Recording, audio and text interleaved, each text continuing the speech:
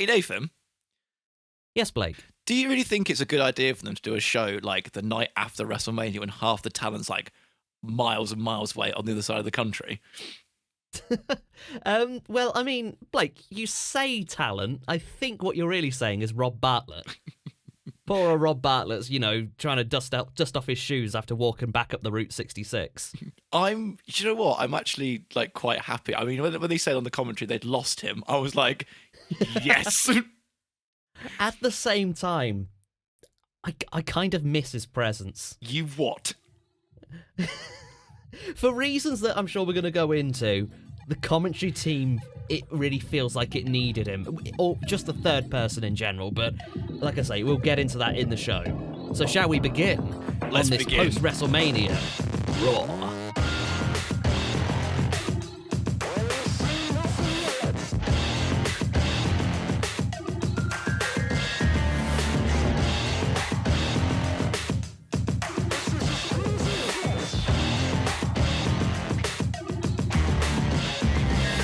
So, welcome to Going In Raw, April 5th, 1993 edition. I'm Blake, and this is my tag team partner, Nathan. Say hello, Nathan. Hello. And yeah, so today we're going to be talking about the Raw that takes place directly after WrestleMania. And much like the commentary team almost seem to have like a WrestleMania malaise, like a hangover, I'm sort of feeling the same way as well, like a bit out of it today and a bit not really switched on. You don't know the fucking half of it, Blake, because we recorded that WrestleMania episode like 3 weeks ago, I think.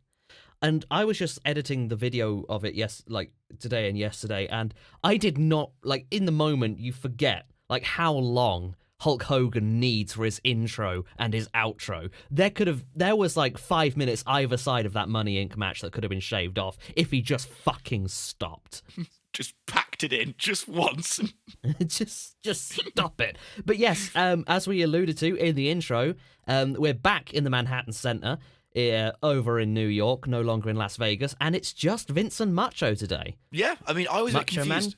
It started off like straight away with the title music, and I was talking to a friend the other day, and I was saying about the show that we do together, and I mentioned it, and then I tried to think in my head what the actual intro music was, and the only thing I could think of was our intro music. So when I put it on today, and it was that one, I was like, I'm sure that's not what they normally have, but I remembered I was misremembering what we have. You can't really describe the Raw intro music though, because it's just da-dun, da-dun, Yeah. da-dun, dun.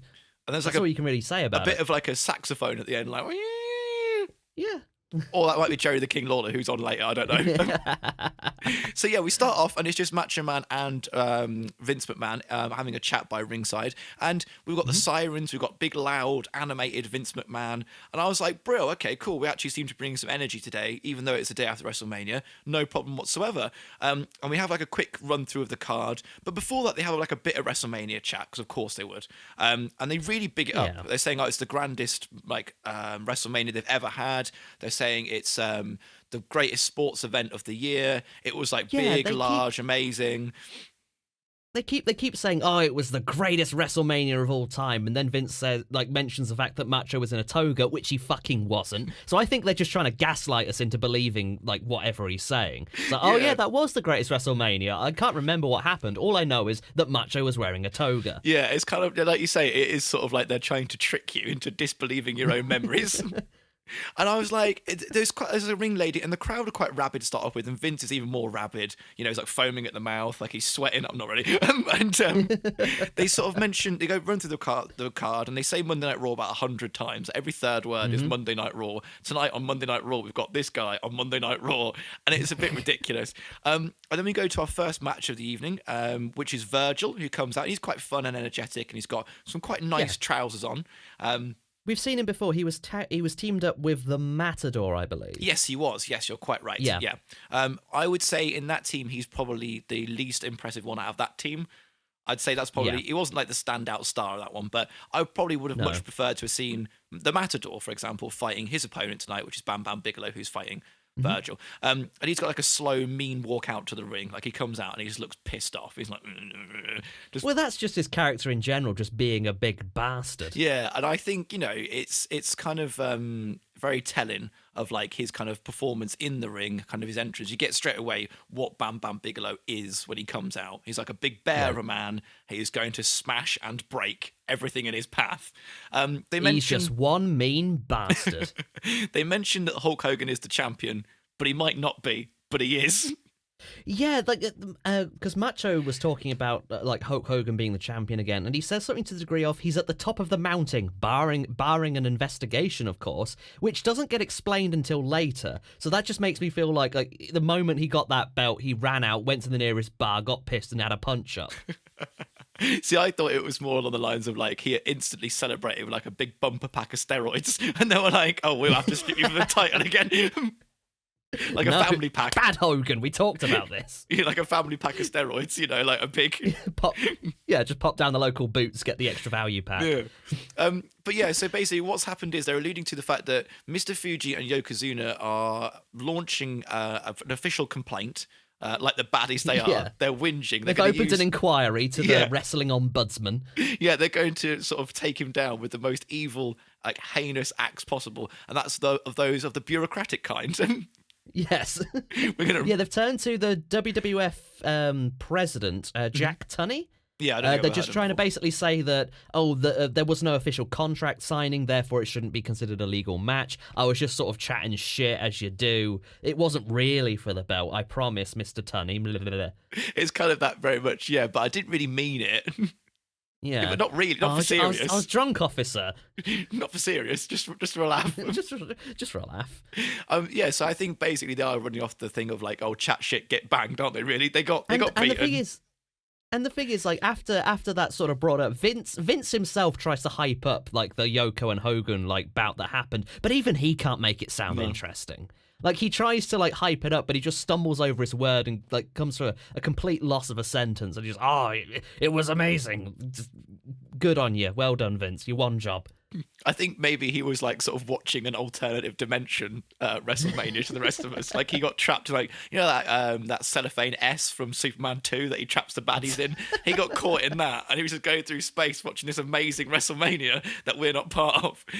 So in the ring, we've got a bit of a slow start up, and there's a lockup and a heel trip, and then there's a backdrop. So the match basically it devolves into like a backdrop to catching us up on WrestleMania. So as we've discussed on the commentary, they're not really bothered about the match in the ring. It's basically just have something on the screen so they can tell us WrestleMania was amazing. There's like a repeat next Monday on like the cable channels. Yeah. So buy that. Watch it again. And they keep saying like, oh yeah, you may have watched it once, but it's really good. Watch it again. And that's the fucking thing. And I'll bring this up now because, I mean, it happens like late into the show, but whatever. But they keep hyping up the fact of, there's a WrestleMania hotline. You can call in and find out all the action of what happened. And they just keep like, it's a self-defeating purpose because they keep following that up with, oh my god, did you remember the Doink like episode, like, part of the WrestleMania? It's like, why call the fucking hotline when Vince is just so eager to come all over WrestleMania in this episode? It is very much like you can ring the hotline and hear all the results, like when this person won against this person or when this happened. It just puts you through to a live feed of the commentary on Raw. Yeah, because it might as well. Because like you say, they basically reveal everything that happens on WrestleMania anyway, don't they? Well, not everything, because I think, like I say, by like the third or fourth match, after they bring up the hotline again, Vince sort of clocks on, I should probably stop bringing up everything that happened. And because Macho tries to follow up with, oh yeah, I was there for this, and Vince just like completely ignores him and talks about the match for once. Yeah, it's kind of like he's like, oh, hang on a minute, I keep mentioning this WrestleMania thing and this hotline, and I can't hear anything. And then like he remembers to himself, oh, that's the noise of money not hitting my bank account. That's the silence is deafening. I can't hear money like dropping itself into my bank account. I best shut up for once and let people ring the hotline. But yeah, so there's like a backdrop attempt from Bam Bam Bigelow, and he kind of basically reverses it, gets a big snappy drop kick. They go back into a wrist lock by Virgil. They're still going about WrestleMania. And Irish whip into the corner, and then Bam Bam misses like the running in splash, so he runs in after him and misses a splash. They go back into the wrist lock. And I might have got this right, I might have got this wrong, but it seems like the crowd is chanting Virgil sucks. I didn't Okay, I didn't hear that, but that's a shame because, like, I think in this match, Virgil looks incredibly strong against Bam Bam. That's what I thought. So I was like, hang on a minute, there's a bit of a disconnect between the audience and actually what's going on in the ring. So I think I might have got it right or wrong. I don't know. I think I might have got it wrong because later on, I'm sure they're chanting Virgil, Virgil, Virgil. So maybe just with all the noise, I just can't quite pick out what they're chanting at this moment. As a push-off, Virgil tries to get a drop kick to the knee, and Bam Bam Bigelow basically just takes it on the knee, and he kind of bends over to get Virgil, who tries to crawl through his legs. And then he picks him up and kind of scoop slams him. And then he runs in and misses the elbow drop. Virgil comes off the rope and ends up kind of... This is really cool, actually. He kind of jumps up and ends up sideways across Bam Bam's back. Yes! I fucking love this. He wraps around both of Bam Bam's arms like a koala. Yeah, it's wicked, right? And he's on the back, and he's kind of basically trying to roll Bam Bam over into like kind of like a mouse trap, I think they call it, a mouse trap pin. Orange Cassidy does it a lot. Is that what he was trying to do? Because I was just sat there thinking, like, this looks cool. What the fuck is he trying to do with it, though? Because the only thing that can happen from this does happen, where Bam Bam slams him backwards. Yeah, so I think that's what he was trying to do, roll him into like a kind of like a mouse trap pin. But like you say, he kind of staggers, Bam Bam does, and then he sort of looks behind him and he goes, oh, there he is, throws his legs out and basically squashes him between his back and the mat. It's pretty, like he's a rhino being bothered by a mosquito. Yeah, it's kind of like, you know, that old kind of thing of like where like record scratch. I bet you're wondering how I got here.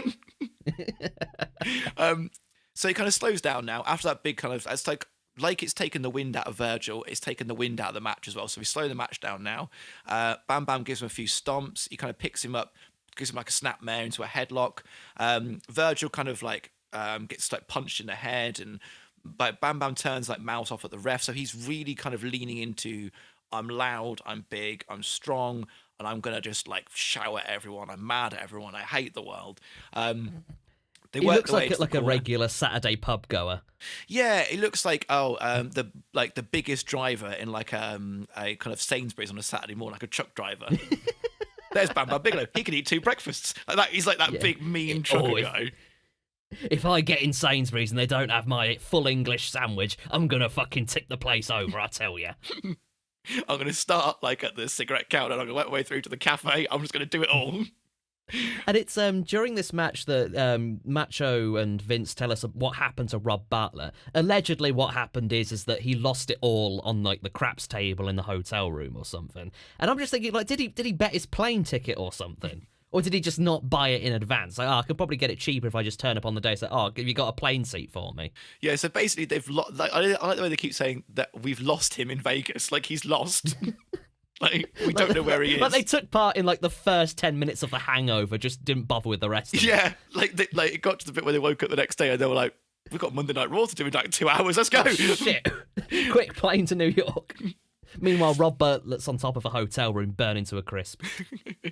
We can only hope. There's like a weird submission, like a standing submission, and Virgil tries to power out, but Bam Bam stuffs it like with a stamp, gives him a headbutt. Yeah, and I've got written down here, like you say, they lost Rob Bartlett in Vegas, 2 exclamation marks. I was excited about that. They go into like a slow sleeper, and they do that 3-arm drop thing, so they basically like put Virgil's arm in there. If it drops 3 times, he's out. Mm-hmm. Obviously, on the 3rd, his arm starts shaking, he's back in the action. He kind of stamps and wakes up, and in response to him trying to power out of the submission he's in, he just gets headbutted again. So Bam Bam's got a very head-heavy offense. He's like Hammerhead from the Spider-Man comics. He wouldn't be too good against the head shrinkers then, because they've got bulletproof faces. Well, it's kind of like, you know, in a lot of like Dragon Ball Z and stuff, where they punch and their fists hit each other, there's like a big explosion. It'd be like that, but all the force would just like decimate like downtown Tokyo or whatever. The unstoppable force meets the immovable object. Yeah, head to head. So there's a bear hug, and that's what I mean. So I think I was wrong, actually, because the crowd are now going crazy for Virgil. And I've got to say, like, Virgil is really overselling it, because it's a crap-looking bear hug, in my opinion. I'm glad you spotted this as well. He's just sort of like... It looks like a cuddle. Yeah. Like, there's no, like, real, like, flexing. It's just like, I've got my arms wrapped around you, you flail about, do the business for me. It's the thing is, like, a bear hug's probably one of the easiest things to do, because like you say, all you've really got to do, and I'm sure everyone can do this, especially if you've got, like, a tiny bit of musculature, is just kind of tense your own arms. Like, keep your wrists loose at the back, but tense your arms, and it looks like you're squeezing them, but you're not really squeezing. It's a really easy move to do, but they're in it for ages, and when he has him lifted up, and he's kind of having him in that, when his feet are off the ground, it looks okay-ish. But then eventually Yeah. it just devolves into them both standing on the ground. One man's got the other one in a really loose waist lock, and they're just standing there. And then they do that thing where they do the 3-arm drop again from the bear hug, and I was like, come on, let's get some action going here. Come on. Yeah. So Virgil... And it's a shame because, like I said, like Virgil looked really strong in this match, and I don't know. It always feels bad to see a wrestler that you like be put in a situation where it's like, oh, they have to look strong, but they still have to lose, even though their opponent is clearly worse than they are. Yeah, it's kind of like you're in a crappy situation, aren't you? So anytime anyone wrestles Doink, it's the same sort of story, isn't it? Where, unfortunately, you're going to have to do the job. You're going to have to lose. So you try and protect yourself by making yourself look semi-decent. But really, all you're really doing is shooting yourself in the foot because you look semi-decent and you still lost to a guy that, as you say, looks shitter than you. So it's a really odd kind of backwards way that psychology works, really, in a way, I guess. So we kind of do that 3-arm drop thing again. Virgil wakes up and he gets like an eye rake for his troubles. They go into the corner. The cool bit of the match, Bam Bam goes like a running splash again. Virgil's facing away towards the crowd. He kind of, with his arms, lifts himself up, extends his body backwards. So he kind of goes up and over Bam Bam Bigelow backwards as he comes in. That was quite nice. So he flies. He comes off the top rope with a clothesline. He goes back up again, does a flying drop kick. He kind of gets the pin. And I thought, oh, okay, righto, this just bit of energy, bit of dynamism. Maybe this is the end of the match. He's going to win, but no, we kick out. That's fine. Now Virgil's really turning on, so he's doing lots of like boxing jabs and stuff, which was pretty neat. And Bam Bam's selling them really nicely. Like he's a big guy. He's not the quickest guy in the world, but he can do that thing like Yokozuna does it as well, where like he just sort of staggers a little bit, like you stunned him. He's good at selling. He's a big man. It doesn't look quite as cartoonish as when Yokozuna does it. No, true. But... Yeah, it looks a bit more serious. Like what would actually happen? Like you can't imagine. Yeah, you can't imagine Bambo going, whoa, as he's falling backwards. So he kind of falls into the corner and he runs in. Virgil goes up and over him. Bam Bam runs into the turnbuckle. He goes up top on the opposite side. He leaps. And this is quite a funny bit. Like, he basically does all this really high energy, high action stuff, jumps on the top rope, all full of energy, jumps, and Bam Bam just so simply just takes one step to the side. And Virgil just crashes and burns. Like, he just jumps off, like, flailing his limbs around, and Bam Bam's like, nope, and just steps out the way.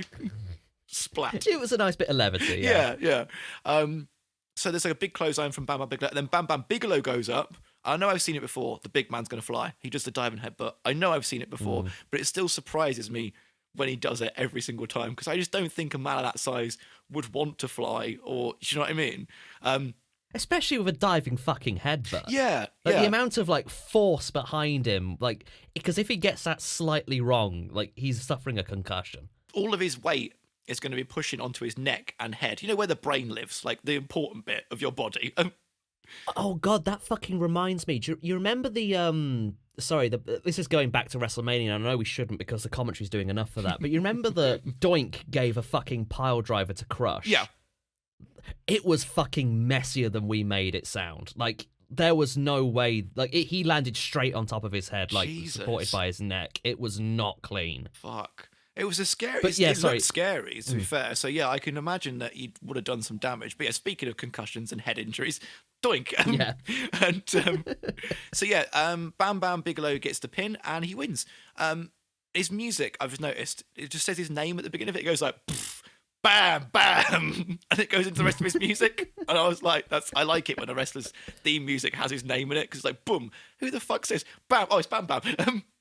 But it was a bit of a trashy end. Like, it was, and like, obviously, like, you know, they wanted Bam Bam to look strong. They want him to win because he's the big badass that they've got.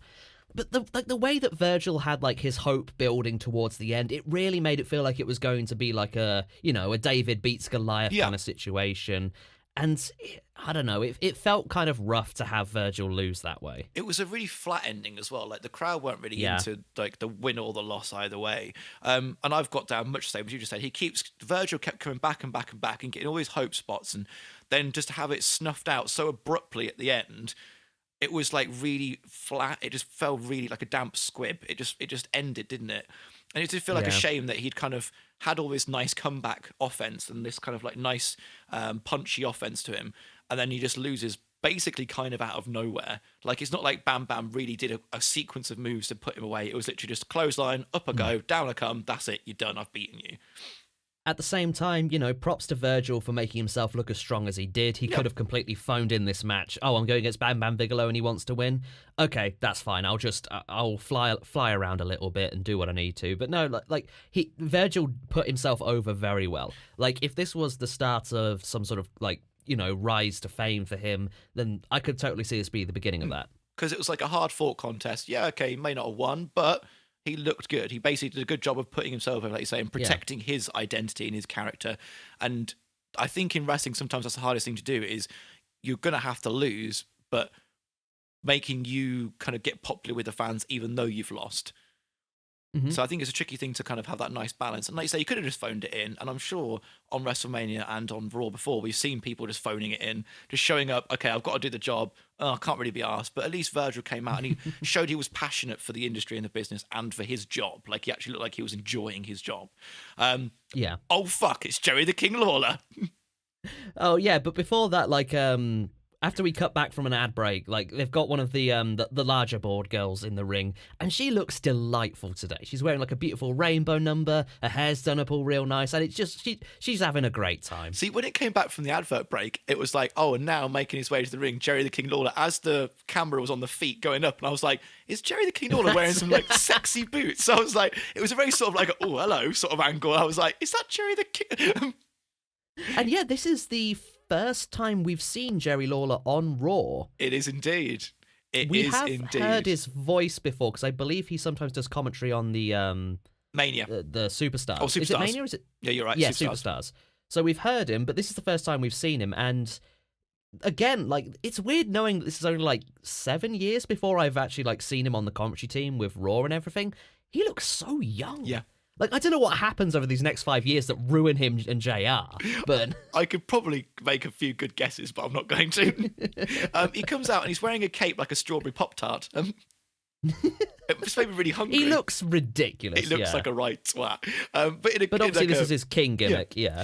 So he comes out and his music's pretty interesting and nice. It's very regal. It's very sort of kind of elevates him to a very high status, so that everything is going into this making him out to be like a king, but like a bad king, like a mad king, like Mad King George or whatever. Yeah. He takes the microphone, he gives a quick promo, and he says, "Oh, everyone in the arena is stupid and ugly, and I hate them and their faces." Yeah, you should be bowing down and kissing my feet, is what he says. Yeah, you're all idiots and you smell of old bin bags. And by the way, pay your taxes. Clinton might drop. And that's in response to him getting booed. And it's like, you can tell where Jerry the King Lawler really came from, because it's so old school Memphis heel work. It's brilliant. Yeah. It's like a wrestling pantomime. That's what he's like. He's walking wrestling pantomime, and it's fantastic.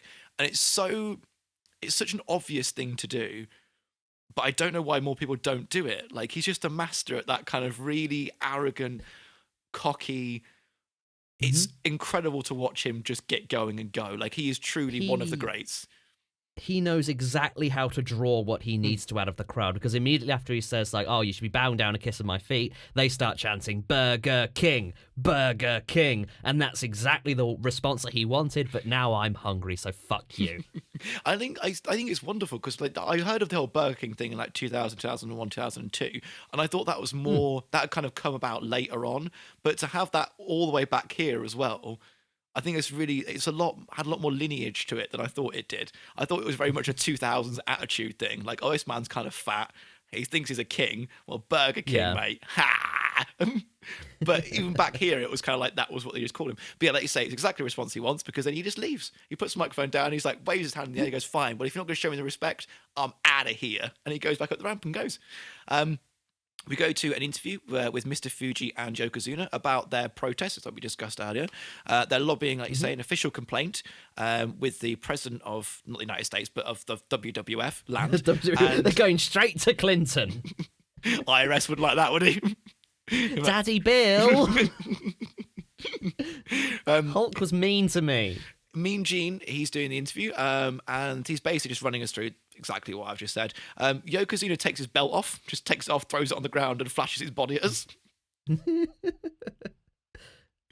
I've got and nothing to say about. Like, it No. lasted 10 seconds. This interview, so there's just And that was that, we've wasn't it? heard it all before. Yeah. Then we go to the ring, and there's a very upsetting man in the ring, Kim Chi. Yes, and I do have because I did my research a little bit on this, but I did because there are a couple of things I want to run through. So welcome to Nathan's Corner for a second. So when this match starts, according to Macho Man, Yoko's run with the title is the shortest in WWE WWF history, and I'm not 100% certain if that's quite accurate because from my research, apparently Andre the Giant only held the belt for 1 minute and 48 seconds. And that is considered the shortest reign. And when I was getting the screenshots for WrestleMania, I did time it, but I don't know officially when the belt is in possession versus when it's lost. I counted from when the bell rang to mark the end of the Bret versus Yoko, and the bell rang to mark the end of Hulk versus Yoko. Okay. And that was roughly 2 minutes and a few seconds. So not far off, by then. about... No, by about like 10, 15 seconds, Yoko does have one up on Andre the Giant. Well, there we go then. That's a nice little fact that we've learned about. Yeah. And also, I did want to speak about Kim Chi, because we have actually seen this guy before in another outfit. Have we? Kim Chi is played by Steve Lombard, is the actor's name. Yeah. And he portrayed the wrestler, the Brooklyn Brawler. No! Yeah, who was just like, if you don't remember him, he's just like just a dirty-looking guy in a tattered T-shirt. You're joking. He also, I'm not aware of this wrestler. You might be, but he also played a character who was baseball themed called MVP. Oh no, I don't know him. No, and I couldn't find anything to say when he did this, but he apparently at one point played Doink the Clown. So I'm thinking he might have been the other Doink because they have a similar build. He might have been the second Doink in WrestleMania. Fuck, this is getting confused. It's like an episode of 24. This is just so confusing. Everyone, I can't believe it. I'm actually flabbergasted. He could have done like that's all I wanted to. He could have done like a Mick Foley, Three Faces of the Brooklyn Brawler thing. He could have been Doink, the Brooklyn Brawler, and Kim Chi. That would have been amazing. I know the Brooklyn Brawler can't take you down, but I know someone who can. And he puts on the Doink wig. So I feel a bit bad now because like I proper ragged on Kim Chi. I was like, I didn't know obviously what you just told me. So I was like, is Kim Chi even a wrestler? Like, just I've never seen. He was in that Battle Royal thing, but apparently, obviously, because he is the Brooklyn Brawler, you know, he can wrestle. Then, to be fair, like after this match, I wouldn't be surprised. I wouldn't shame you for asking that same question. Because I don't think he was particularly good as the Brooklyn Brawler either. No, I mean, I think the thing is, okay, so I was under the impression he wasn't a wrestler, but they just put him in to do some wrestling. And now I've found out those facts, if anything, a bit more annoyed because he's had wrestling training. So why is he so shit still? But his opponent tonight, Nathan, is our favourite, our lovely young boy, Bob Backlund. And I love me some Bob Backlund. I could have cheered when I saw him coming out. I was like, yes, finally. But he's been a busy boy. He wrestled in WrestleMania the day before, and now he's here. So, it's like, you know how he just sort of like hustles out of the ring and down the ramp whenever he's done in a match. He just like gets out of there quick. I imagine like he just like left the stadium and like headed straight for the Route 66 and he's back on his way to New York. Like he ran out of the building and then like before Raw went on air, he like ran into the arena like he didn't stop. Just like the Flash, just he ran all the way from Las Vegas to be here tonight. It's Bob Backlund, everybody. Always so excited to see Bob Backlund. So and they do like the uncut like joke again. Like at one point, Vince McMahon starts it off uncut, uncooked, and Macho finishes it unbartlet. Brilliant. Yeah, they have a bit of a weird relationship with that thing tonight, don't they? Because like I think even they have realised it's a millstone hanging around their neck and they need to ditch it as soon as possible. Yeah, they regret coming up with it. It's kind of like they're in a hot air balloon and Macho Man's like, Vince, the hot air balloon's not going anywhere. And like, rather than sandbags, it's that phrase just holding them down to the ground. So they go in and they kind of have, he goes to the handshake and it's denied. And he goes to handshake again and it's denied. Bob Backlund ducks the clothesline. Okay, so there's a reverse clothesline. And then the WrestleMania hotline gets pimped out again. They're like, ring it up, find out the results, even though I just told you the results. Kim Chi slides out after a few trips from Bob. He comes in and scoop slams Bob and gives it again. And the crowd, unfortunately, is dead. There's just no Yeah, noise no, in the crowd they do whatsoever. not give a shit about this one. I mean, I can't blame them. I mean, obviously, Bob Backlund's a fun wrestler, but it is the quality of his opponents that really escalates him to that next level. Like, you can't just put him with anyone. It doesn't work like that. If you want him to be like this ultimate underdog, you need someone, or like a comedy character, you need someone he can bounce off of.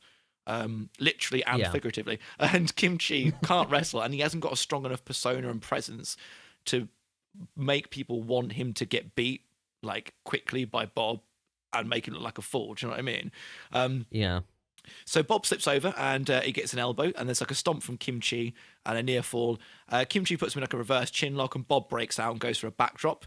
And this is quite cool. Kimchi runs in for the backdrop, jumps, and kind of flips over him and puts him into a pin. Like a kind of like after you've hit a power bomb, he kind of has him in a pin.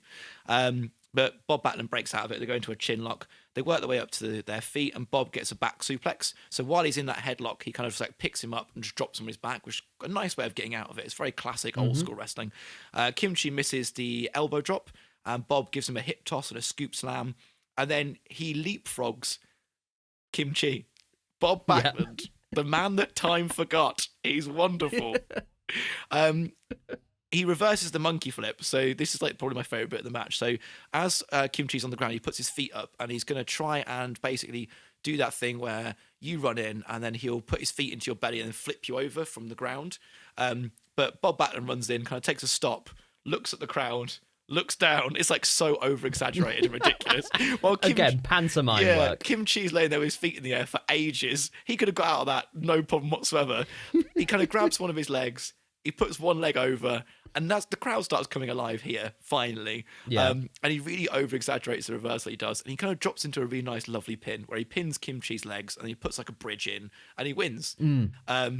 That bridge pin was fucking gorgeous, I have to say. He must have been like a gymnast or something when he was younger. He must have been. And I know we always say this, like Bob Backlund isn't like a super impressive high flyer wrestler, but like the tactical, like the technical wrestling that he does is phenomenal. It's breathtaking. And it doesn't always work against like certain opponents. Like I think we spoke about, when he was against Razor Ramon, like Razor has a very, sort of standard WWF kind of wrestling style, and it doesn't always work the way that Bob Backlund sells it. But when he can get a good like mat wrestling in there, he does it so beautifully. He is wonderful. I think he is a very sort of standout kind of character as well so far. Going from I've never heard of him to, becoming one of my favourite parts of the show, I've got to be honest. And he's a comfortable pair of slippers as a wrestler. Like you know what you're gonna get. Like there's not gonna be too many surprises. He might win, he might lose, but it's gonna be a nice little simple time. Yeah, it's one of those sort of things you could basically watch them in a vacuum as well. Like you can just pick any Bob Backlund match and just watch it, and you're guaranteed a semi-decent match all the time. Yeah. I'm delighted to see him always. Match was very standard sort of Bob Backlund action, but good action. Nothing, like I say, nothing too exciting. I think Kimchi, like I said before, is a bad opponent for him, but still, it was an all right match. Yeah. I'm not going to spoil anything, but like in doing some research for Bob Backlund, I found out what happens to him in terms of his career, like with the WWF, and it is a sad state of affairs. But that happens next year, and yeah, it's more to do with his character, but I'll let it be a surprise for you when it comes around if we survive that long. We will survive that long, because that's the thing. If I think to myself, maybe we can take a few weeks out, let's not really worry about doing this sort of thing anymore, I'll think no, because I need to find out what happens to Bob Backlund. It's the only thing getting me up in the mornings. Tune in next year. We go to an advert break. We come back and Rob Bartlett is on the phone. What's happening here? It comes in. Rob Bartlett's already speaking, and Macho Man's like, I think you're a little bit out of time there, Robbie boy. And the thing is, like, when we cut back from the advert break, it's a sudden cut back. Damien Demento is already in the ring. There is a match underway, and we don't get a slightest fucking hint of doodle as to who he's against until about 3 minutes into the match. Because, so Rob Bartlett's on the phone whinging that he's basically stuck in Las Vegas and he can't get home and he's poor. And it sounds like he's going to cry at one point. And I was like, yeah, fuck he really puts it over. Because, he also says that the paycheck that Vince has been paying him has been bouncing. Which I can see Vince doing that. I don't believe that was acting. I know, he is our punching bag, and he's very much now grown into Raw's punching bag. But Yeah. even at some point in this, I did feel quite sorry for him. Like, I genuinely felt some sympathy towards the man because he just sounded so broken and beaten down. And Vince and Macho Man were just cackling at him like two little school bullies. Like, it was just cruel. It wasn't like, it was funny to start with, and it got to a point where I was like, okay, guys, you've gone too far now. This time you've gone too far. Leave my Rob Bartlett alone. And that's the thing, because he also says that, like, in opposition to what was stated earlier about him losing all of his money on like the roulette wheel or something, he says that he blew every penny on 99-cent shrimp cocktails. So which tells me he was either like pre-WrestleMania worth a total of $10, or he just loved shrimp cocktails that much. He's just like laying in his bed in Las Vegas, no shoes on the man. He's breaking his mother's heart, just full of shrimp cocktails.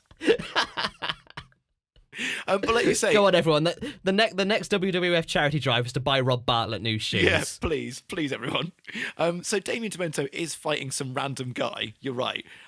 We start off, and I'll go through the match like in a chronological order, so then I can tell you when I actually found out what he was called. So some chain wrestling. Rob Bartlett sounds pathetic on the fight, and they hang up on him as well. They're like, they do that whole thing where they're like, "Oh, we can't hear you. You're breaking up. Oh no, the line's really bad," and then they just turn him off. Oh, I felt really bad. So Damien Demento does some punches and an Irish whip. There's a quick roll up from his opponent, just some guy. There's a lock up, an Irish whip, and there's some stomps from Damien Demento, and then he starts mouthing off to the crowd and hearing his voices like Randy Orton. One of them, I think it might have been Vince, sort of makes a joke about how when he does that talking to himself thing, he's actually talking to Rob Bartlett, which I thought was pretty funny. Just when we thought things couldn't get any worse for Rob Bartlett in Las Vegas, he's being haunted by Damien Demento. He's cursed with a psychic link to Damien Demento at all times. That's at the same time, that does kind of prove like our theory about how Rob Bartlett is one of the dark ones. It is a fate worse than death, I think, to be psychically linked to Damien Demento at all times. Just be out, having a nice day in the park, and then all of a sudden you just get a flash of that facial hair like Ming the Merciless coming at you. Oh, no thanks. So he does an elbow drop to this guy. He just does a near fall. They go into the corner, and Damien Demento sticks his hand up in the air and just presents one single thumb and just rams his thumb into this guy's throat. Like, thumb jabs him. It's rough, isn't it? It's rough, isn't it? Like, I think Umaga used that for his finishing move. I think there's boring chance. I'm sure when the camera cuts the angle, they're in the corner and Damien Demento's sort of like leering over, Jumping Jim. I didn't catch his last name, but they finally tell you. I've got it. It's Jumping Jim Brunzell. Brunzell. See, I thought they said Weasel, but then I remembered that was that Weasel Pokemon, the water one from Pokemon. But yes, I definitely heard boring chance as well. Yeah, so it's just kind of it is a boring match, but the crowd tonight have been like very, either they're dead or they're chanting Virgil or they're chanting boring. Those are three moods that they have this evening. Other than that, none. Even when Virgil's not in. Yeah. I mean, to be fair, like, this is the day after WrestleMania, so either they are, extremely hyped up after seeing the world's greatest WrestleMania, or they're annoyed because it was one of the world's worst WrestleManias. And I mean, see, Nathan, you're saying that, but I mean, Vince McMahon has told me it was great, so... He also told you that Macho Man was wearing a toga, though. And we have photographic evidence to prove he wasn't. I reckon, the thing I'm worried about is I'm going to go back and I'm going to listen to the WrestleMania episode, and it's going to turn out it was amazing, and then I'm going to start to doubt my own mind. Trust me, it fucking wasn't. Like, somehow he's got into all the electrics, Vince McMahon, and he's changed what I've said. So it's a shame he's getting boring chance. It's a bit of a pants match, but still, it's just a bit disrespectful, but whatever. And it is disrespectful. Like, even I didn't like this match, but I wouldn't, yell boring at them unless they're like trying to, get the crowd all leery at you. Like, unless you're actually actively trying to get the heat from the crowd. But even then, like, boring isn't heat; it's just an insult. And do you remember right when we started this, and we were saying about the crowd, and I said to you, I think they've not quite realised yet that they can boo and jeer and sort of make a scene. I think now we're starting to see the genesis of that. Like, they're now starting to realise, wait a minute, if we don't like what's going on, we can shout and scream and carry on, and then maybe it'll change. So it's nice seeing it in It real won't. time. It won't, no, because they're going to do what they're going to do regardless. But having that kind of sort of optimism about it is quite nice and endearing, I think. So we go to they both fight back up to their feet, jumping Jim, and I keep when I read jumping Jim, I can't put that to the fella that's in the ring. The fella in the ring's about 50, and he's got like tiny leopard print pants on. And I'm like, that doesn't look like a jumping Jim to me. They go. I can't even make a joke about this. You carry on. Jumping Jim, jumping Jack Flash, he gets a nice drop kick and a near fall, and Damien Demento puts his feet on the ropes. He gives him a boot to the midsection and a neck breaker, a knee drop, a near fall, and then like Damien Demento just wins out of nowhere. Like he gets up, does like a punch and an elbow, or whatever, lays on him and wins. What a waste of TV time. Yeah, absolutely nothing. Like a complete like white paste of a match. Just there was no substance to it whatsoever. There was just literally no point in doing it. I probably would have been better off just closing my eyes for 5 minutes and just thinking about something else. There was just nothing to draw you in. At the same time, I will say this isn't the onus isn't entirely on DD and JJB. Oh, no. It's like the commentary are doing nothing to make these matches sound interesting. Every spare bit of dead air they have, they're promoting WrestleMania that's just happened, or they're promoting the WrestleMania hotline or the repeat that's going to be happening next week or the week after, something like that. It's just they're not putting their effort in the right place. Yeah, I get it. Like you all of your cast are like halfway across the country, like so you have to pull in together two jobbers, but at least try and make it seem like something interesting is happening. I get what you mean. They're really putting the energy into anything but what they're doing at the minute. Like it's just going everywhere. Back with the King, take 2 on his match. Rob Bartlet's calling collect again, they say, and I don't think he is. I reckon they're just having a bit of fun with him. They say, we're going to make out he's ringing us again, so he's really sad and desperate. Apparently. But I will say, like, you haven't seen the next episode of Raw yet, but I have. They get especially cruel to him next time. Do they? They like really stick the knife in, and I do hate to spoil this for you, but he is back next week. Do they like pull his pants down live on air, show his bum? No, but he does have a wardrobe malfunction, I'll tell you that much. Knob? No. Oh. Something like that. Sorry, when you say wardrobe, I don't know why I instantly went to his knob falls out. We'll talk about it in the next episode. Let's keep our focus, like unlike the commentators. Let's not commit the same mistakes they did. So there's a ring lady. We go back to the ads. Here we go again. Jerry the King Lawler, baby. He comes in. They start chanting Burger King. He milks it. And he leaves. But do a wrestle. Go to the ring and wrestle. After he leaves, we get another ad for we get an ad for the WrestleMania rerun, and somehow, Blake, I don't know how they managed it, but their screenshots are worse than the ones that I use. Well, I'm going to read to you verbatim what I wrote down about this bit. 1984 style revisionistic highlights package of WrestleMania to flog the repeat of WrestleMania. Like, okay, shitty screenshots aside, they somehow managed through camera manipulation. This is my thing about Vince getting into the electrics. Somehow he's managed to digitally alter real life to make it look like WrestleMania was kind of sort of all right. Well, yeah, I mean, I don't know if it's in this like version of the advert, if it's the one we get at the end of the episode, but they show like people cheering, and I just like all I can think of is they found like the 3 people in the audience who enjoyed themselves at the WrestleMania. Yeah, like they kind of just zoomed in like such a small section of the crowd. Yeah. And you can work some things post-production, like you can speed up footage, add exciting music and like cheering sound effects, etc. I can only assume that's what they did. What they should have done is basically just got those 2 lads that were having a wrestle in the audience to come on and describe WrestleMania for you rather than show you the highlights. That would have got people to buy it. If they were like, oh, it was amazing. He went like, duff, duff, duff, duff, duff, and then this happened, this happened, this happened. People would be like, that sounds fucking wicked. Because they really enjoyed it. So the Beverly Brothers come out wearing capes. It's a very cape-heavy evening. And they're taking on the Steiners tonight. So exciting. I'm somewhere in the back of my mind, I was under the impression, and I've only just realised this, that at WrestleMania it was supposed to be Beverly's versus Steiners, was it not? But Steiners actually took on the Head Shrinkers. I remember quite early on, I think when they were fighting Pain and Agony, that tag team right at the beginning, Oh God, that was like the first episode. I'm sure they mentioned they had an upcoming match with the Beverleys, and I think it was probably supposed to be on WrestleMania. I can't quite remember if that's completely accurate or not, but to be fair, out of fighting the Beverleys and fighting the Head Shrinkers, the Head Shrinkers match at WrestleMania was definitely better than this one. Yeah, and I do just want to talk about, like, I don't know whether you've spotted this, but like when the Steiners come out, Howard Finkel, as he usually is in the ring, and he's there, he goes, "The Steiner and he just suddenly cuts out abruptly and just hear like a thud. Yeah, and I don't know whether he got shot or whether he fell out of the ring or what happened. How can you fall out? It's got ropes down That's in the thing. Nathan. I don't know what happens because it cuts to the wide angle and he is just gone. I think a trap door opened up beneath him and he was pulled under by like Hornswoggle or something. Into Little People's Court.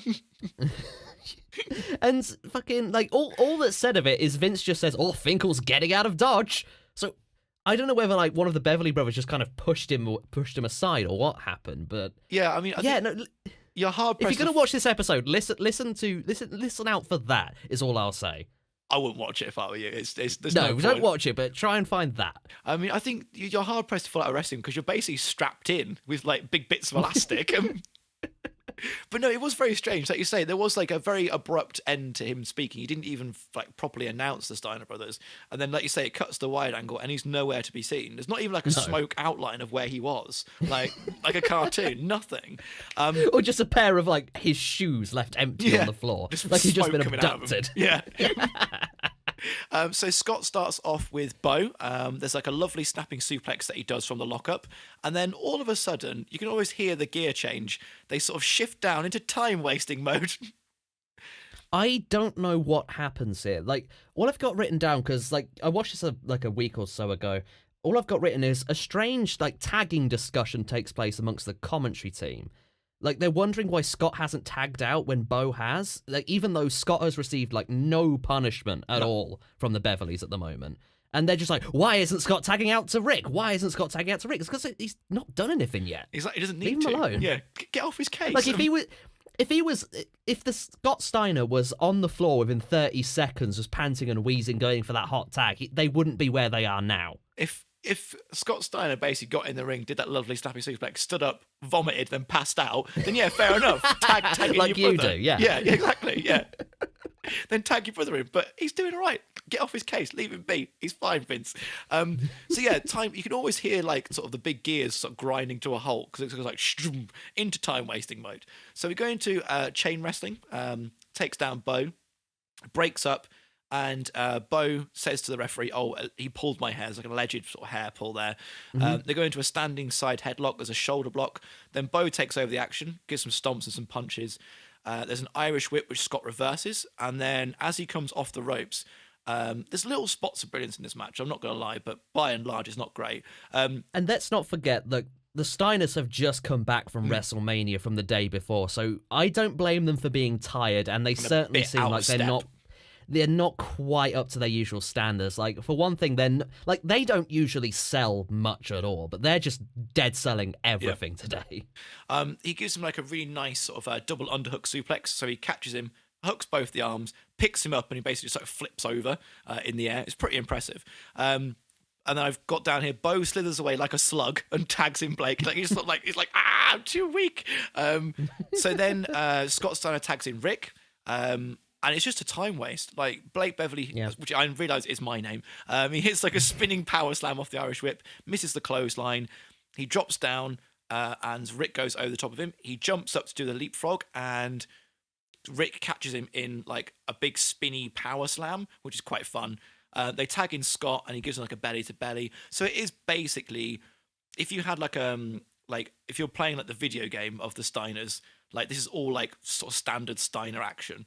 Like, if I just press X and a direction, all four directions, that's all they do, really. And I should also say the commentary is actually better in this match because this is the point where Vince realizes, oh, yeah, we've got a hotline. We probably shouldn't be revealing everything about WrestleMania. So they actually start talking about the wrestling that's happening on the telly. Which is nice. I mean, there's not... Yeah, it's nice of them to do their fucking job. Yeah, I was about to say, to be fair, they do get paid for it. It is their job, but there we go. So they close belly to belly, and then off the distraction from Rick Steiner, the Beverleys like double team. They tag in Bo. There's a weak-looking diving elbow to a standing Scott Steiner. Like, he comes off the top rope, and it looks really, really, really, like, low impact and low energy, and Yeah. it's not very good. And then they really milk it goes to an advert break after that. And when it comes back, they really milk this hot tag. Like, we can all see the hot tags coming. Scott's been beaten down. When it comes up from the ad, for example, one of the Beverly brothers is standing over Scott while Scott's facing down, like, kind of like hanging onto his head, and he's like almost like a headlock sort of thing. And he's like reaching out to try and tagging his brother. So there's like a near fall. They kind of go to so the hot tag, he tags in Rick. So Rick comes in house on fire, but the ref didn't see it, so he sends him back out. So then while he's dealing with that situation, the referee, behind his back, there's another double team from the Beverleys. One of them starts choking him with like the tag rope, which is quite mean and nasty and not very nice looking. How rude of those Beverleys. There's like a near fall. They tag in Blake Beverly, and there's a bear hug. Scott comes off the bear hug and gets a punch. He blocks a suplex attempt from the Beverly brother and then gives him one of his own. And then they go into like he gets snapmared. Bo Beverly misses the leg drop. Like off the Irish whip, Scott hits this like spinning backbreaker, which is kind of nice. And this is all taken like a really slow, ponderous pace. Every time, the Beverleys just seem to have no energy. They're just sort of like wandering about the ring. They're just plodding around. It's very directionless action. I think there's no real build, and I think the thing to remember, in between all those moves I just described, there's a good 10 or 15 seconds where Scott's trying to get to the corner, and then he'll roll out the way of the move, and he'll give like a suplex, and he'll try and get to his corner again, and he'll get pulled back. So they're really, really milking this hot tag. So I was like, okay, this needs to be the spiciest hot tag that we've ever seen in professional wrestling to make all this build-up worth it. He tags in Rick. Here we go, baby. Rick's slow. It doesn't work. He comes in as a hot tag. He does like one slam, a punch. He turns around. Everyone's off step with everyone else. He doesn't turn around. He needs to turn around. The other guy's like there for him to give him another move or a Steiner line, and they need to turn around. But the Beverly brothers aren't playing with they're not playing anymore. They've taken their ball and they've gone home. They don't want any more to do with it. They need to kind of keep coming up so we can keep knocking you down. That's how hot tags work. So if they're not going to engage in that, you basically make him look like a bit of a dick. Like they're too slow. They're too slow to keep up with. Like even like a half speed Steiner brothers, they cannot keep up. And like I say, you need that punchiness for that hot tag to make it go. People go, here we go, action, action, action, action. And you're not really doing yourself any favors by being too slow. Like it's not like you make him look like an idiot and you look fine. Basically, what you're doing then, you got hit with a punch and you're down for ages, so you just look like a tit. So yeah, it devolves into chaos. No one knows what's going on. Yeah, just completely disintegrates. The entire match just completely ruins itself because everyone like runs into the ring and there's huge confusions over the legal man. There's like nobody knows who's supposed to be in, who's supposed to be out. Like they keep going to get out one of them on each team, and then they think, oh, hang on, maybe I'm the legal man. No communication. Yeah. It's a clusterfuck. The referee doesn't know what's going on. He's like waving his arms around like an enormous chicken, just trying to figure things out.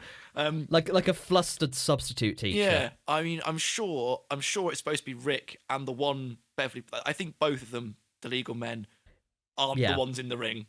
Is what I'm getting at. I'm not sure about the Beverleys, but I definitely wrote that Scott and Rick swapped without tagging. Yeah. So maybe it's going to come into a story. Maybe it's like, well, the legal man didn't pin me, and then we can do this like best 3 falls. We can do this again. I hope not, but maybe. I'll warn you, Blake, that doesn't happen. Oh, okay, thank God for that. It's nice. Can you always be 1 week ahead, just so that I can just ask you questions about next week's? I wasn't supposed to be 1 week ahead, but I'll try. Okay, so then Scott does like his rodeo thing with his hand. He's like, yeah! And then he gives him like a Frankensteiner, and Scott wins it. And then there we go. Yeah. I was like, all right. I mean, it was fine, but like you say, there was so much time wasting. I think we've seen this with the Steiners before. It's like, they are good wrestlers, but I don't know if they can last a match more than 5 minutes or so.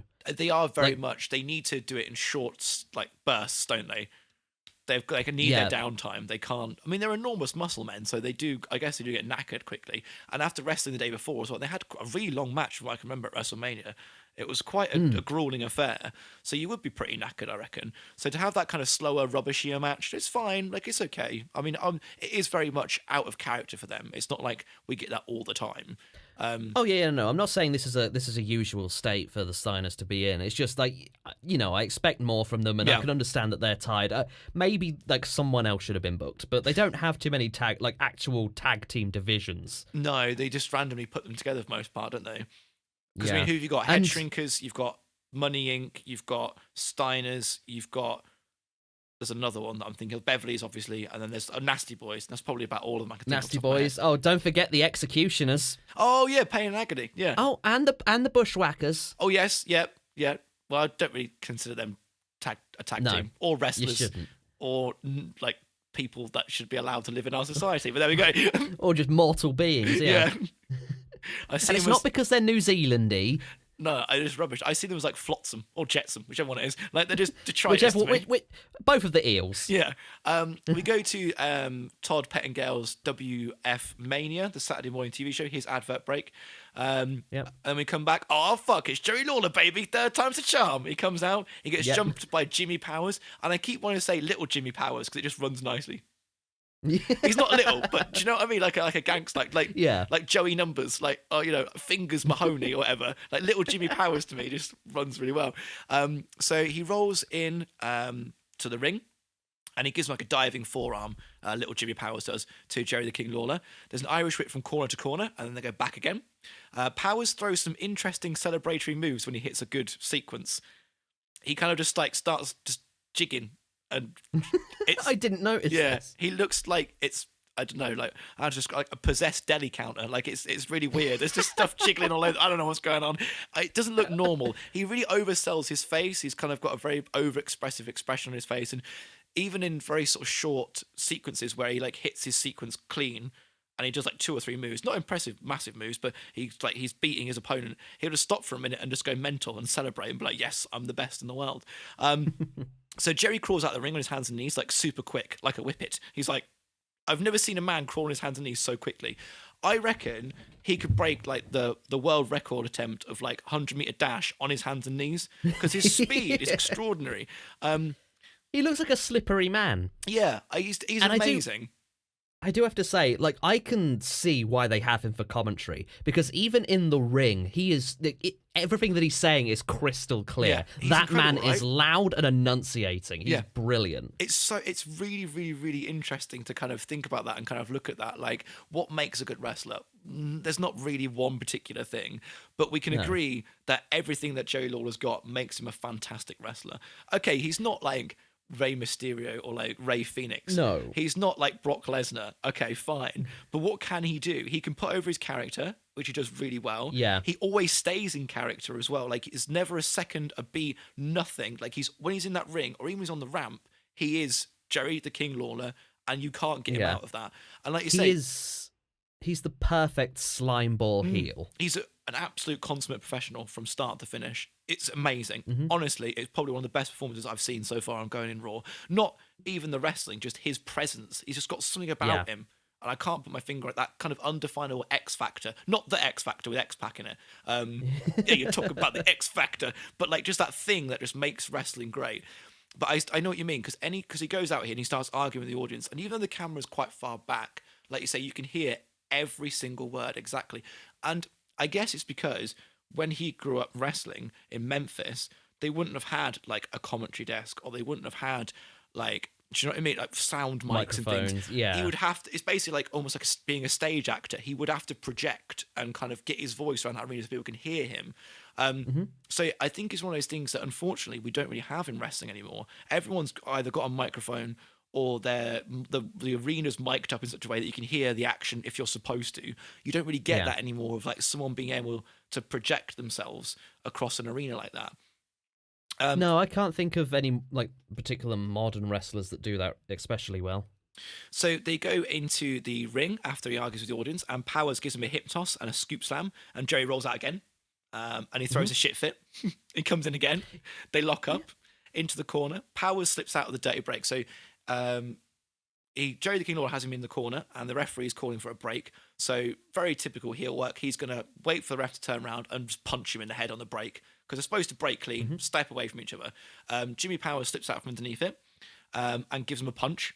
And then he starts clapping, Jimmy Powers does, to get him into it, little Jimmy Powers. And he looks like a flamenco dancer, like advancé. Like, it's very sort of It's like that. It's very flamboyant, and it looks like a dance teacher. Yeah, for someone who we haven't seen and may never see again, Jim Powers does a lot to try and make himself memorable. Yeah, little Jimmy Powers. He really Little likes Jimmy Powers. He really likes to think he's it, doesn't he? He reverses. He's the like, I'm Irish going to whip. be the next Jerry the King Lawler. Yeah, like I mean, to be fair though, if you're taking on Jerry the King Lawler, it is kind of a rub. They must like you. You must be able to put on a good match. And maybe Yeah, it's I kind of guess. like it could be one of Jerry Lawler's like students or one of the people that he's aware of from Memphis. That's why he's so over exaggerated as well. Like he subscribes to that same over the top wrestling pantomime Memphis style, or he could just be a bit of a over enthusiastic knob. I don't know. Yeah. So he reverses the Irish whip and he goes for there's a backdrop and then the Irish whip. And as Jerry the King Lawler's supposed to be coming off the ropes, little Jimmy Powers is going to give him a drop kick. But Jerry the King Lawler, showing his wrestling acumen and his intelligence, he holds onto the rope, so he stops, and then Jimmy Powers jumps to do his drop kick, and there's nobody there. Like he completely whiffs it, but on purpose. It's like it's supposed to be, yeah, but it's fun. Just showing that kind of intelligence. What like when Bam Bam Bigelow stepped aside, that kind of it doesn't need a big over dramatic reversal. Just a little stop, But done. And the thing is, it's like after he misses that drop kick, little Jimmy is just ruined for the rest of the match. Like he is. Sorry, you're just happy about little Jimmy. Yeah, I'm glad that's caught on little Jimmy Powers. But the question I have is like the way he was going in for that kick. Would landing that kick really have softened the blow that would have come to his ass? Like he would have landed in pretty much the exact same way. Right? That's what I was thinking. Like, okay, right, you're going to push your kinetic force off your opponent, but yeah, you're basically landing exactly the same, regardless whether you make contact with your opponent or not, aren't you? Yeah, it's around this time. This has been building up throughout the match because, like you say, like Jerry Lawler's been mouthing off to the audience, but he's also been mouthing off to Macho Man Randy Savage for some reason, and even Macho is confused. Like Vince just like the camera turns to Macho and it's just like, is he talking to me? He does an amazing Robert De Niro taxi driver impression. Yeah. Is he talking to me? He must be talking to me. I'm the only one here.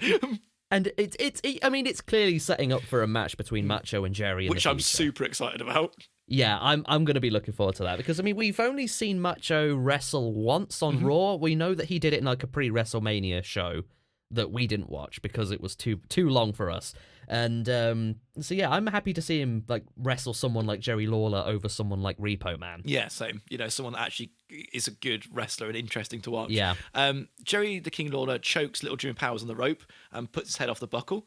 And he reacts wonderfully to the chants. Like, I'm in love with his performance. Like, anytime the chants build up just a bit over where you couldn't ignore them, do you know what I mean? Just as it gets over that little pitch of the audience at home can hear them, he'll turn around and he'll give them a look. Or he'll like throw his arms there, like, for God's sake. Like, it's wonderful. He's always so in tune with not only his opponent, but the crowd and himself. And it's just, yeah, it's like watching like an orchestra, like a beautiful symphony. He gives him like a reverse elbow after the Irish whip. And then he does like a vintage Jerry Lawler fist drop. Like almost like the end of the 5-knuckle shuffle, that fist drop that he does. And I would love to see not Robert De Niro, what am I talking about? I'd love to see Macho Man. Little Jimmy Powers. Oh, no, Macho. Okay. In all of Robert De Niro's movies. Like, I think that would be great. Like, it would be fantastic. Powers is a very over-animated performer, and I don't really like his style, but he's okay. He does like the whole, he bounces Jerry's head off the buckle 10 times, that 10 count, that 1, 2, 3, 4. But he's like, almost like he's being electrocuted, like he's convulsing. Jimmy Powers is like he's really over exaggerating. He kind of does like his whole house on fire thing. He gets like an Irish whip, a backdrop. He's like hitting him with like rising knees. Jerry the King Lawler is getting battered from all sides by knees and elbows and drops, and he goes off the ropes. And Jerry the King Lawler is coming back in, and he sees the backdrop coming from a mile away. So he reverses, like basically just gives him a kick, and then he gives him like a sickening pile driver. Oh God, yeah. No, I mean after the Doink and Crush match, I'm just scared of seeing them now. They terrify me. I know if I was going to get a pile driver from anybody, even now when Jerry the King Lawler is probably in his 70s, it'd still be him. Like, obviously they have banned the move. They only use it very, very, very sparingly nowadays in WWE, mainly because of, as you can see, it's quite easy to fuck it up and for it to go wrong. For example, I know obviously Stone Cold Steve Austin had his neck broken by Owen Hart by doing a pile driver. And there's been a litany of injuries that's come out of this move. Like people get concussions, they get like collarbone breaks. It's just not a safe thing to be doing. So they really make sure that the people that do it, not so much here, but that do it know how to do it and can do it safely. And Jerry the King Lawler does, I would probably say, the safest pile driver you can get. He's got big cushiony thighs. And I think the thing is as well, obviously, that's like his finishing move. That's his finisher. He hits you with a pile driver. But anytime, maybe it's the Doink thing, maybe it's the Owen Hart, Stone Cold Steve Austin thing, but pile drivers always put me on edge. Like, I always feel my sphincter tightening when I see a pile driver coming in, because it's just so risky. But I don't know what I'm worried about, because like Jerry the King Lawler, he is the master, so he gives him like a lovely, like, it is sickening to watch, like in a good way. It's like kind of like Jesus, he's just demolished that man. He pins him, he holds the tights on a pin where he's on top of him, which I don't really get. You say he holds the tights, but little Jimmy Powers is only wearing some like spandex Y fronts. So what Jerry actually does, he grabs a handful of Jim's deli portion, is what happens. Because like the thing is, like when you hold the tights, it's usually like on a roll up. So for the leverage, you grab the back end of the tights near the anus and you pull down to keep them down. But when you're kind of pinning a normal pin, so they're on their back facing upwards, he basically is just trying to squash his bollocks. Like that's all he's doing. Yeah, like he grabs a handful. You see it come out between his fingers. The bulge. It's like one of those stress balls. Yeah. Yeah. Jerry the King Lawler wins. His music, there's a certain note, and you know more about music and kind of sound than I do, but it's fine. His music's okay, but then at a certain point, it sounds like the brass band, the instruments are just dying. Like, there's a really weird warbly effect that happens like on his music at some point, and I can't figure out what it is or why, but it's like, like it's really out of, it's strange. I'll have to listen back to it, but yeah, there are a few things that could be, but I'm not gonna go into it now because I want to remain appearing smart. I won't be drawn into this pointless speculation with you, Blake. because I only have I have some knowledge, but it is a limited knowledge. And if I go about saying, oh yes, actually, I believe that might be a phasing issue, then you will find that this is the real problem and you're a fuckhead. So sometimes, Nathan, it's better to say nothing at all, isn't it? I'm with you on that one. Exactly. King then decides to call out Macho Man. And it's been happening all the way through the match. I can't remember if it's through the match or it's at the end, but it cuts to Macho Man on the commentary desk at one point when they're doing this spot of him getting called out, and he's like, "Come on, give it to me." Like, it's really bizarre. Like it doesn't, but he's very quiet. It's almost like he's mouthing it, like he's saying, "Come on, come and get me," but he's mouthing it, but he's also talking at the same time, but his mouth isn't moving. I don't know what's going on.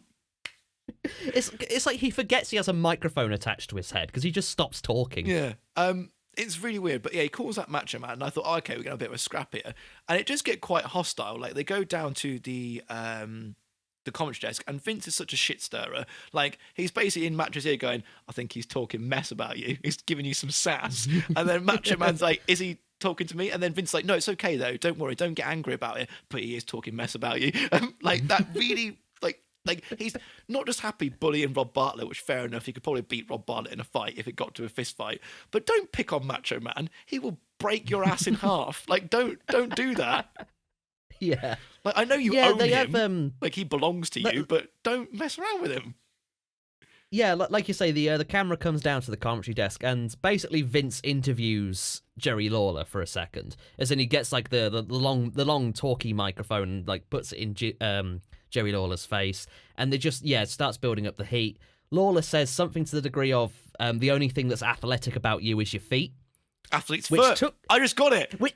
It took me a second as well, like because I wrote that down thinking that's a weird joke. Why would he say athlete's foot? Of fucking course. I feel ashamed that I didn't get that immediately. I've written down in my notes the exact same thing as you, but I didn't catch on until just then when I went athlete's foot when you say it back to me, because I thought, oh, it's banging on basically like everyone in New York is like fat and overweight and not very good at doing anything physical, and Macho Man's much the same. He's useless as well. And you're right. And he says, "The only thing athletic about you is your feet," and I was like, I don't get it. Like, that's rubbish. What was that? Like, you could say, "Oh, the only thing athletic about you is like, I don't know, like." I don't know. I can't think of a different example, but it didn't really flow like it was like an insult or like a burn. But then when you said that to me, then I just realised it's quite a sick burn. It might have been the way that he said it. Like, he might not have phrased it in the way that you might expect a joke or an insult to be phrased. Like, it did just sound like, this is a statement.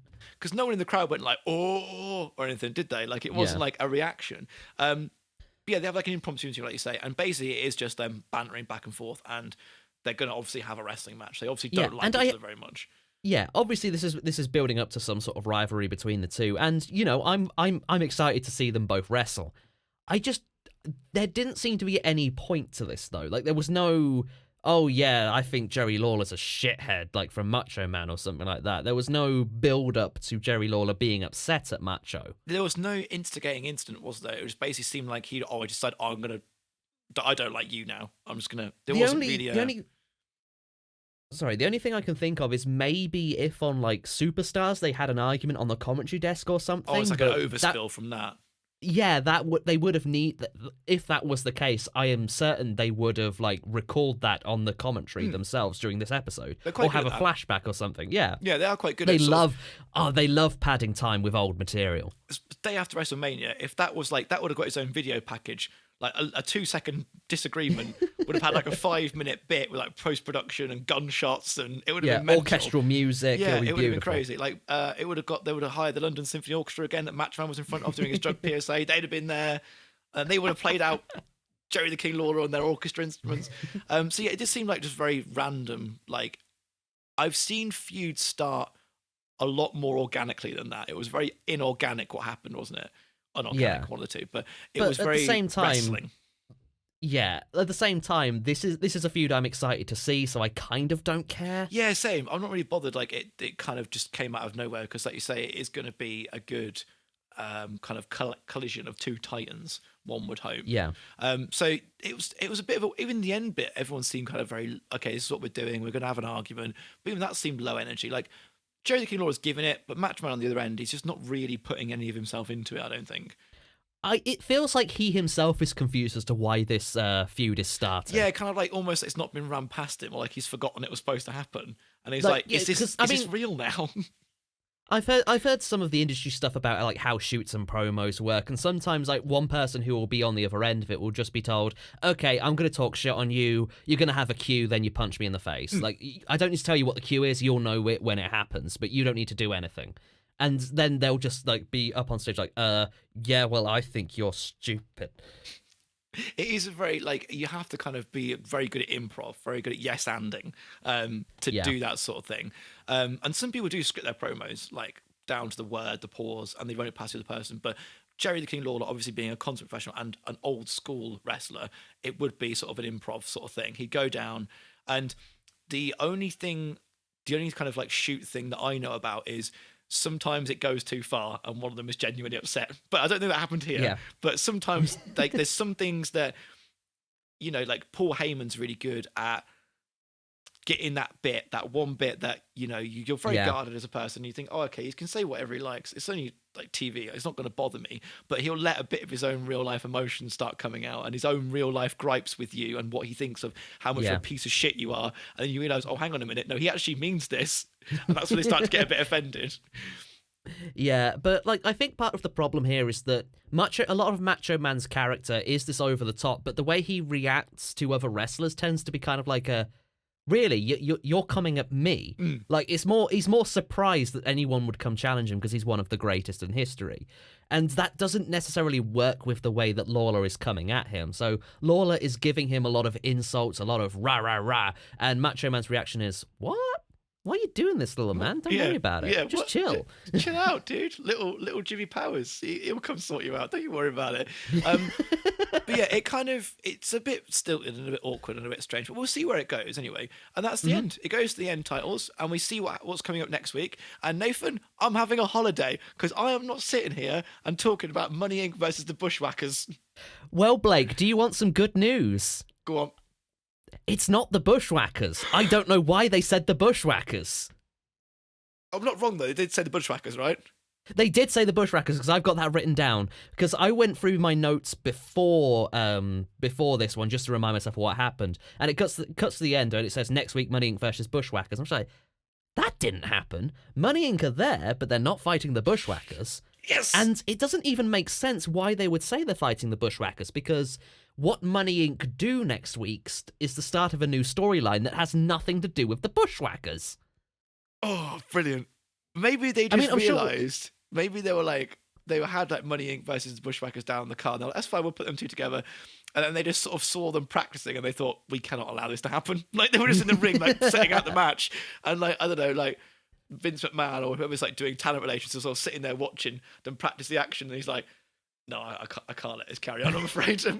I'm sorry, guys. It's going to have to be a no from me, I'm afraid. Let's just do something else. Anything else. Not this. But yeah, I'm sure we'll talk about it more next week. But yeah, it's weird that they'd put this like on the title card and then just say, oh, actually no. Like we're gonna go for the actual story rather than like build them up further. But, I mean, maybe it was they were just like trying to delay the start of the next story until like the week after or something. Just try and build up Money Inc. a little bit stronger than they might feel after being obliterated by the Mega Maniacs at WrestleMania.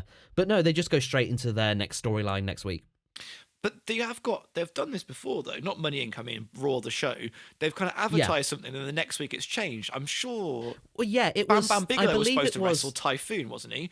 And then they swapped that round to LA Gore, or whatever his name was.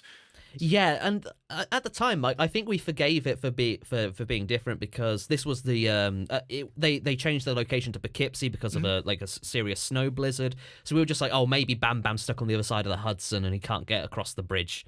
But yeah, so I think maybe that's the case. Like I was like you say, we forgave him last time because of like obviously travel issues and things like that. But this time around, it does seem like they probably just changed their minds. They were like, okay, well, that's the working plan for the time being. But now we've kind of looked at it under like a tighter lens. We probably should just do something else. And they probably just thought, well, okay, let's just get started. Let's just get going, bit of momentum forward, please. I think this one was a very rubbishy post-WrestleMania episode. Yeah, but I mean, looking at it from the lens of what happened before WrestleMania, it's not that bad. We didn't have another Doink versus Kamala. True. Yeah, there was the... Shall we just get into like what we did and didn't like? Yeah. Okay, so I'm going to get started. Like the Damien Demento match was versus JJB, I can't remember his name now, was just a pile of hot garbage. Like I don't think we've seen Damien Demento wrestle in any particular strength before, and I don't know if we're ever going to see anything solid out of him. As for what I liked, though, Virgil versus Bam Bam Bigelow was surprisingly decent. Like, Virgil looked a lot stronger than he did when he was paired up with the Matador. Bam Bam Bigelow, again, he was stronger than we'd seen him before. Maybe they had like a good rest after WrestleMania. Like, they didn't have to work on that day, so fair enough. Bob Backlund, always fun, but again, Kimchi wasn't a particularly great competitor against him. The commentary team was just a fucking mess throughout the entire episode today, so I cannot say anything positive about them. Beverly Brothers versus Steiners, it was fine. I expect better from the Steiners, but obviously, like, after WrestleMania, they must be tired. Jerry Lawler, lovely to see him. I'm so happy that he's part of Raw now, and I hope he's going to stick around for a lot longer. So, just because, like, even if he's not a fantastic wrestler, he is such a fantastic performer that I am so happy to see him. Wonderful. So, Blake, what was it? What was your good bits? What was your bad bits? Okay, I'm very much in agreement with you. I thought that the Damien Demento match was pointless. Yeah. It wasn't bad enough to be offensive, like the Kamala versus Doink match that we saw. Like, that offended my senses because it was just rubbish. This was just pointless and dull and boring. And I think, like you say, we've seen him a couple of times now, Damien Demento. And I feel like that window of, oh, he might turn out to be good, is rapidly closing. And now I'm starting to feel, because we're getting more comfortable with the characters over like a long-form TV show than we were when we first saw these couple of guys, we were kind of, we don't know where it's going to go. But now we can start answering some of the questions we had at the beginning. And I don't think Damien Demento ever makes anything of himself wrestling-wise. I don't think he's ever going to be any good. So I'm giving up as a dead loss. He's dead to me. Yeah. The Kimchi versus Bob Backlund match. Bob Backlund fun. Kimchi sort of detracted from it a little bit for me. I don't really, Brooklyn Brawler, whatever. He is what he is. I don't really sort of... I mean, I'd forgotten that match even happened until you brought it up at the end. So that's how kind of not like lacking impact that gave. Steiners versus Beverly Brothers. was very disappointing. Like, it wasn't a bad match, but I think the overwhelming feeling for tonight for me has been disappointment. I've been disappointed in the whole thing. Like, I feel like I've built it up like, oh, okay, Steiner versus Beverly's, it's going to be like a knockout, slobber knocker slugfest, and it was just time wasting mode, just, messing around. So hopefully they get back on their kind of hot, good wrestling train next week and they do all right. Jerry the King Lawler, fantastic. Always great to see him. My highlight of the evening was Jerry the King Lawler just coming out 3 times, just having 3 times your Jerry Lawler. He was really cool. I really liked that. I really enjoyed that. Other than that, like you say, the commentary team was just all over the place. There wasn't really anything going on. Virgil versus Bam Bam Bigelow. I actually, do you know what? When I watched it, I was underwhelmed. I didn't really think too much of it. But thinking back to it now, I'm just looking at my notes here, and I've written the most about it. And apart from that trash ending, but it wasn't even bad. It was just a bit like, oh, I was just starting to feel and get invested, and you just took it away from me. I think, it was probably a lot better match than I gave it credit for. I think I was just caught in the haze of them talking about WrestleMania constantly on the commentary team, so I couldn't invest in what I was seeing. And just all the weirdness around the beginning of the show and how distracting everything around the match was that I didn't probably appreciate and look at the match for what it was. But I think it's a toss-up. I think either the Jerry the King Lawler match or this one was my favourite match, because I think this one had better wrestling, but Jerry the King Lawler had better character and story. Yeah, it was. They both was missing something spectacular, but both had some strong positives to them. So, Nathan, obviously you've seen next week's, so what I'm gonna change up the question now, and I'm gonna ask you a stranger question. Did you like next week's or this week's more? Because I normally say to you last week, this week. But... I preferred this week's to next week's. I'm going to be honest. No, I don't want to do it now. Then if next week's worse. You know how currently our benchmark for worst match is Doink versus Kamala? Yeah. I think there is a match next week that sits below that. Oh, no. But I will say, it was teased in this episode. Next week, there is an interview with Luna Vachon, and I believe Sensational Sherry is also involved. They also tease that she's involved in the interview. And not to, get ahead of myself, but that is fantastic. We might start getting some women's wrestling.